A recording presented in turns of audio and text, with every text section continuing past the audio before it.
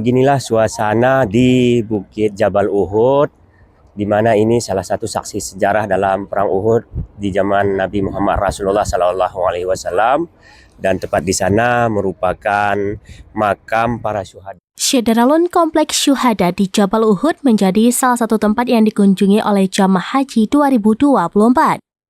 Di sini umat Islam bisa menapaki perjuangan para sahabat Nabi Muhammad SAW.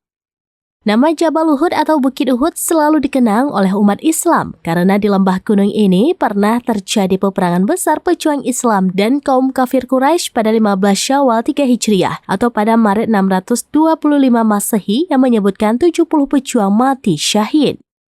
Karenanya Jabal Uhud merupakan salah satu lokasi yang wajib dikunjungi oleh umat Islam, termasuk jamaah haji Indonesia saat berada di Madinah seperti yang terlihat pada Jumat 24 Mei 2024.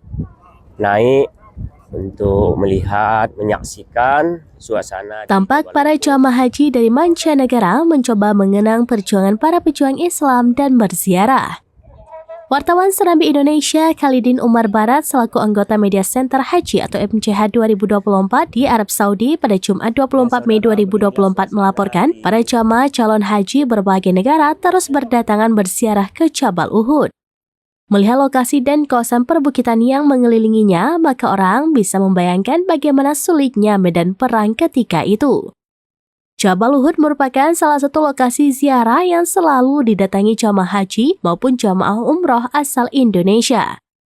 Di lokasi ini, para jamaah diajak untuk mengenang peristiwa sejarah peperangan bala tentara Rasulullah melawan kaum Quraisy. Selain itu, di kompleks makam para syuhada, di dalamnya ada makam sahabat Sayyidina Hamzah, paman Rasulullah.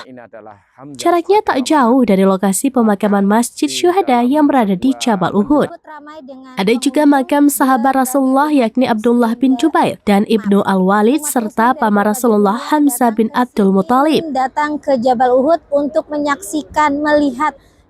Di makam ini tidak hanya paman Nabi saja, tapi ada 72 syuhada lain yang berjasa besar saat perang Uhud.